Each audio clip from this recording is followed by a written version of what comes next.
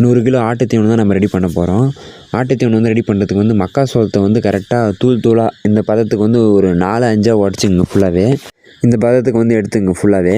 இந்த பதத்திங்கனாலே ஆட்டு தீவனத்துக்கு கரெக்டாக இருக்கும். அதுக்கப்புறம் வந்து நம்ம புண்ணாக்கு வந்து கலந்துக்கலாம். புண்ணாக்கு வந்து ஒரு 10 கிலோ அளவுக்கு. புண்ணாக்கு வந்து எப்பயுமே நீங்கள் பக்கத்தில் வந்து கிடச்சின்னா சின்ன சின்னதாக நறுக்கி எடுத்துங்க ஆட்டுக்கு ஏற்ற மாரி. இல்லைனா தூள் புண்ணாக்குன்னு சொல்லிட்டு கேட்டிங்கன்னா கடையிலும் கொடுப்பாங்க. அடுத்தது வந்து பருத்தி கொட்டை வந்து ஒரு 5 கிலோ. 100 கிலோ ரெடி பண்ண வந்து 5 கிலோ பருத்தி கொட்டை போதும், கரெக்டாகவே இருக்கும். அடுத்தது வந்து பார்த்திங்கன்னா அரிசி வந்து மொத்தமாக ஒரு 15 கிலோ. அதையும் வந்து கலத்துங்க. ஏன்னா நம்ம தீவனம் வந்து செலவு கம்மி பண்ணால் அரிசி சேர்ந்ததாக கரெக்டாக இருக்கும். அதனால் அது ஒரு 15 கிலோ. அரிசியை பொறுத்தவரைக்கும் நம்ம வந்து கம்மியாக தான் அரிசி எப்பவுமே சேர்த்துக்கணும்.